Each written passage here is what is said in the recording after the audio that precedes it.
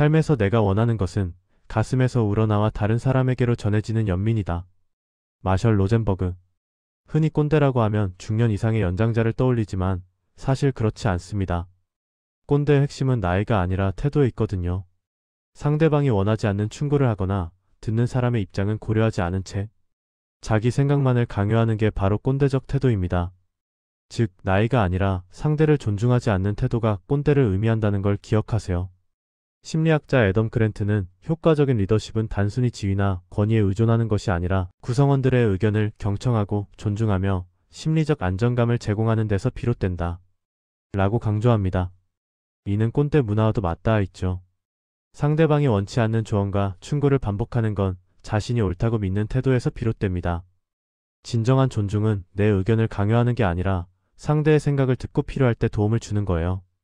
비폭력 대화를 제안한 심리학자 마셜 로젠버그는 자신의 느낌과 욕구를 솔직하게 표현하되 상대방의 느낌과 욕구 또한 존중하며 듣는 것의 중요성을 강조했습니다. 즉, 아무리 좋은 의도로 말했더라도 상대를 불쾌하게 하거나 그의 욕구가 충족되지 않는다면 그 소통 방식은 다시 생각해 볼 필요가 있다는 거죠. 너를 위해서 하는 말이야. 라는 말로 자신의 발언을 정당화하는 건 꼰대적 태도의 전형적인 특징입니다. 꼰대가 되는 이유는 다양합니다. 하나, 자신의 경험이 절대적으로 옳다고 믿는 태도 때문입니다. 사람은 누구나 자신의 경험을 통해 세상을 보려는 경향이 있어요. 이를 심리학에서는 확증 편향이라고 하죠. 자신의 신념과 일치하는 정보만 받아들이고 그에 맞지 않는 정보는 무시하는 태도를 의미합니다. 내가 해보니까 이게 맞아라는 생각이 강하면 자연스럽게 타인에게 강요하게 되죠. 둘, 본인의 가치관이 보편적이라고 착각하는 경우입니다. 심리학자 폴 블룸은 공감에 대해 탐구하며 우리가 타인의 입장을 이해하려 할 때 자신의 경험이나 관점을 투영하기 쉽다고 지적합니다. 문제는 그 경험이 타인의 상황과 항상 일치하지 않는다는 점이죠. 20년 전의 취업 방식이 지금과 다르고 과거의 업무 스타일이 요즘엔 유효하지 않을 수 있어요. 그럼에도 나는 이렇게 해서 성공했으니 너도 이렇게 해야 해. 라고 말하는 건 상대의 입장을 고려하지 않은 태도입니다. 셋, 상대를 위한 것이라는 착각 때문입니다. 많은 꼰대적 발언이 이게 다 널 생각해서 하는 말이야. 라는 명목으로 이루어지죠. 하지만 상대방이 원치 않는다면 그건 도움이나 배려가 아닙니다.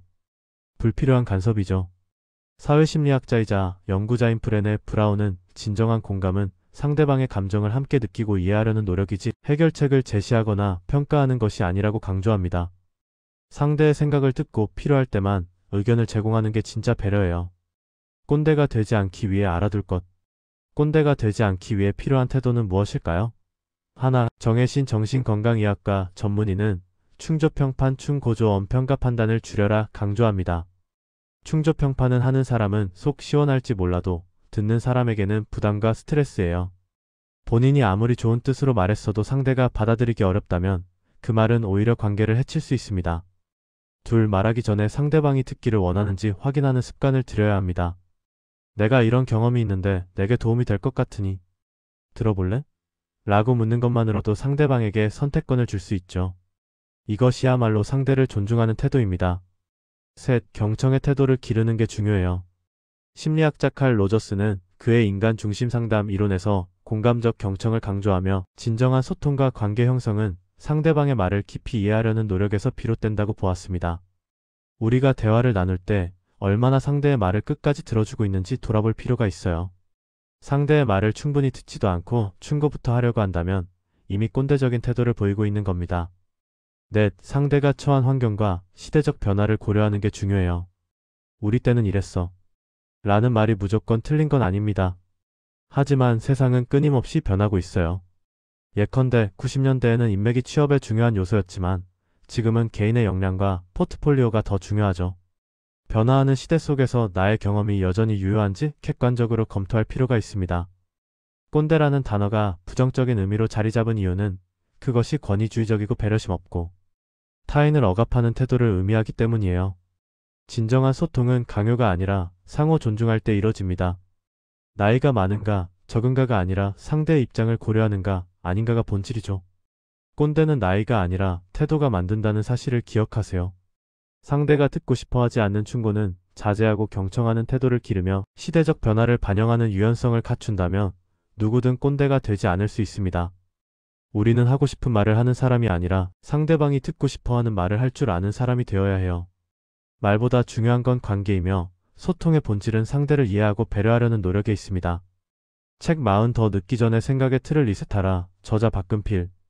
필레터에서 40 더 늦기 전에 생각의 틀을 리셋하라. 미수록 원고를 매주 한 꼭지씩 구독자 전용 보너스로 공개합니다. 구독자는 이메일로 전체 내용을, 미구독자는 웹에서 일부만 보실 수 있습니다. 필레터 구독 신청은 고정 댓글을 참고하세요. 박근필 작가였습니다.